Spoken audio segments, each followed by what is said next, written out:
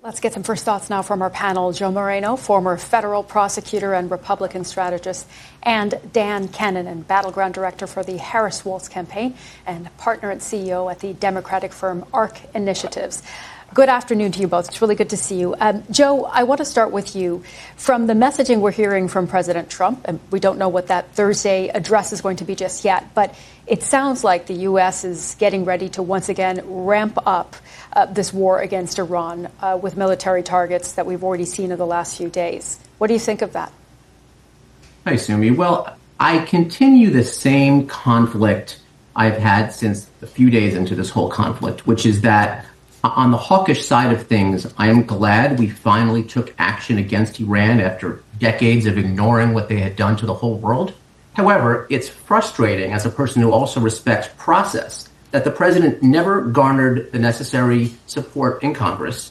He never really garnered the support among the American people, and he's never clearly defined what the end goal is here.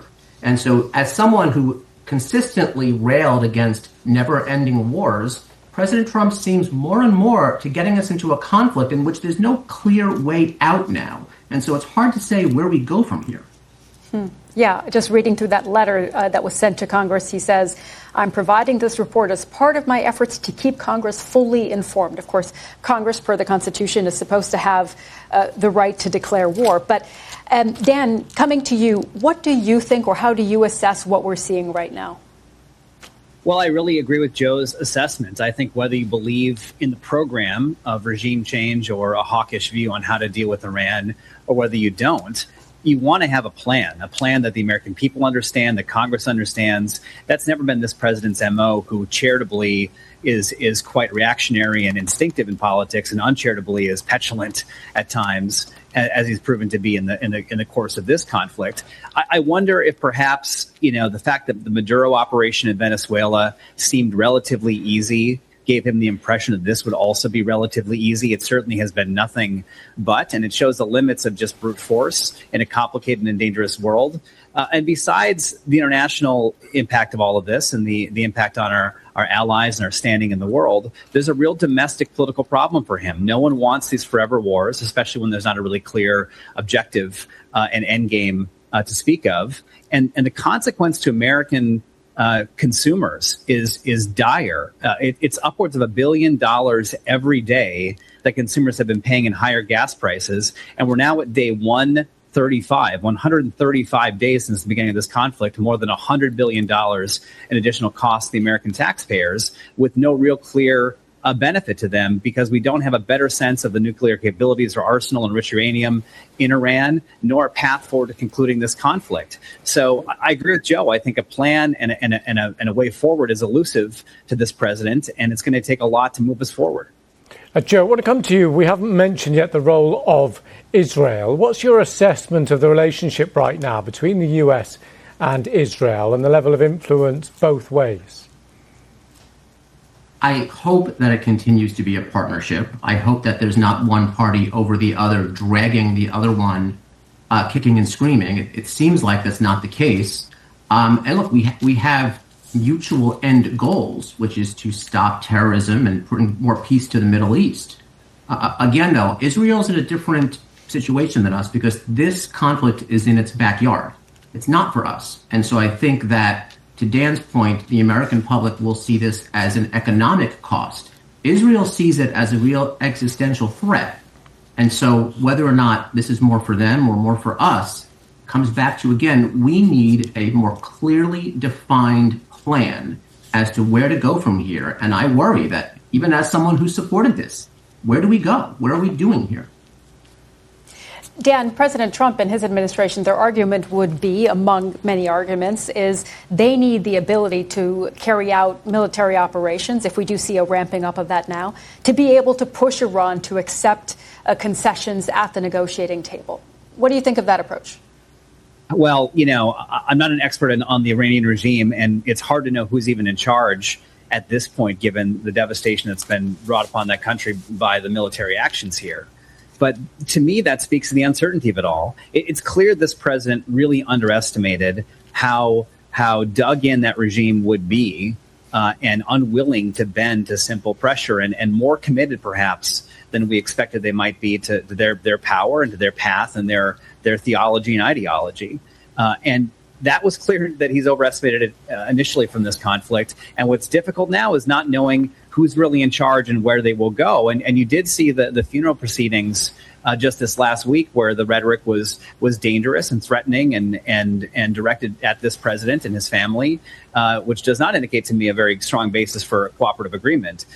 It just underscores for me how complicated this is and how difficult and fraught we are at this point in time. I think we're less safe and certainly less off economically because of this conflict. And Joe, just one quick question to you, if I can, just on the pure domestic politics of this. The longer this drags on, the closer, of course, we get to the midterms. What's your assessment of the overall impact that could have? It's the economics. Thankfully, we're not seeing military casualties. It's held at 13 from the early days of the conflict. So thank goodness that's not the case. It's the economics, and it's the energizing the left, the Democrats, who are going to come out probably very strong against Republicans, particularly in the House races. And so I think it's the political and economic fallback that the president faces. And then if the House goes Democrat, 2 years straight of investigations and subpoenas and questioning how and why this is all happening. Yeah, we'll be talking a bit later in the program about the war in Iran and the late Senator Lindsey Graham's position on it. So we'll come back to that topic a bit later. But first, a short break around the world and across the UK. This is BBC News. Joe, just want to bring your thoughts in here. What do you make of those kind of more collective efforts to try and mitigate some of the dangers of the heat? Great mitigation efforts, but again, it doesn't attack the problem. And I've shared my skepticism of some of the more alarmist climate change claims, like the melting of the polar ice caps. But you don't need to be a climatologist to know that if you combust, you burn fuel, you burn oil, you burn gas into the atmosphere, it's going to do things like degrade air quality, cause lung and lung problems and health problems, and probably heat the environment. And so I think the answer is we need to get away from fossil fuels.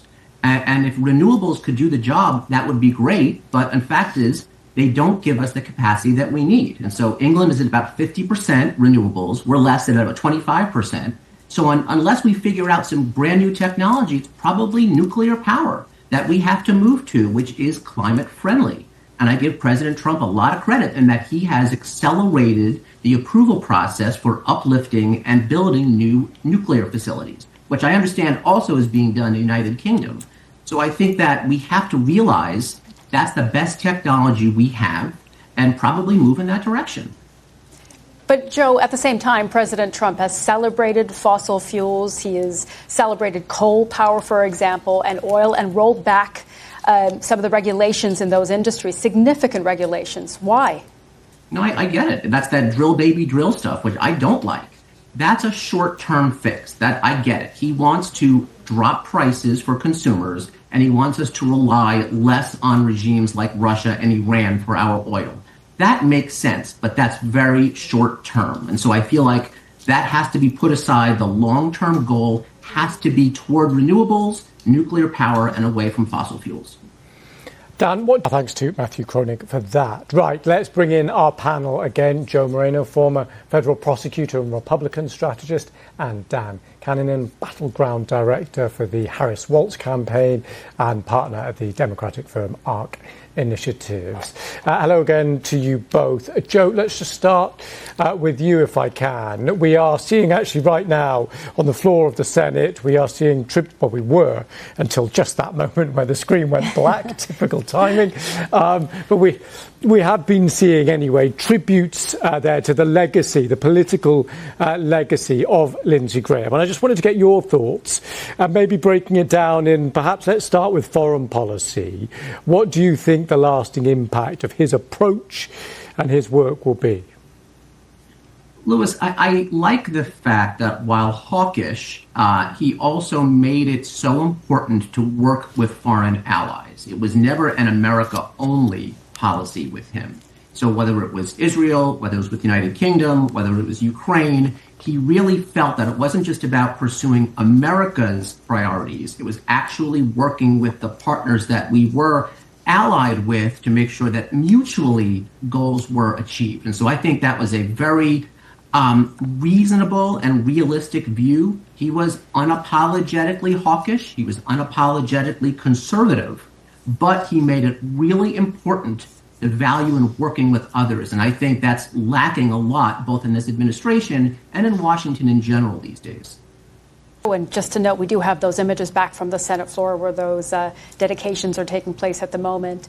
But what do you think of that evolution? You know, Senator Graham's former communications director, said, you know, he just liked to be in the arena. That's why you saw him shifting his positions. He wanted to be in the center of where things were happening. Sumi, I'll show my age and go back even further than Dan to 2005, when Republicans controlled the White House and Congress. Democrats were blocking a lot of President Bush's judicial nominees, which was their right to do under the rules at the time. Republicans had tremendous pressure to get rid of the filibuster, right, and just use raw power to kind of ram these nominees through. And Senator Graham, along with 13 other Republicans and Democrats, brokered a deal where they had the filibuster stay in place. Some nominees made it through and some did not. And I feel like he got the value of relationships and having to compromise. And so I feel like that was one of his standout moments. Of those 14 senators, only one remains in the Senate, Senator Susan Collins of Maine, who I'm confident now will get reelected in November. Okay. We're going to move on to another topic, so stay right there. We don't usually cover city council proceedings on this program, but today we're looking at a council hearing here in Washington, D.C. about the future of driverless cars. Yeah, lawmakers are considering legislation that could pave the way for autonomous vehicles to operate in the city. That includes Waymo. It's owned by Google's parent company, Alphabet. Says it provides more than 500,000 trips a week across a number of U.S. cities like San Francisco and Miami. Yeah, proponents of autonomous vehicles point to the significant reduction in human error. Critics argue that drivers who work for rideshare platforms like Uber will stand to lose significant income, and they point to safety concerns. Well, Waymo had to pause its self-driving car service in 5 U.S. cities after some of its vehicles entered flooded roads and got stuck. One was even swept into a creek. And in December last year, a large power outage in San Francisco led Waymo taxis to stop working around the city, causing a significant disruption. Right, let's bring in our panel again, Joe and Dan. What do you think? Look, I think I'm on a lot of the same page with what Dan said. Safety first, but once we get that nailed down, that this is a safe technology, I think it opens up a real debate about how much you can impede the adoption of technology to protect jobs. Nobody wants to see jobs lost. But it's really difficult to slow the pace of new adoption in order to kind of save jobs that have been largely kind of just outpaced by the flow of things. And that goes for like lawyers like me who might get replaced by AI someday. So I think it's a real reminder that you have to keep your job skills relevant and embrace new technologies because they're going to keep coming no matter what. Joe, you're irreplaceable in our eyes here on The Context. Don't worry about that. Dan, what about this potential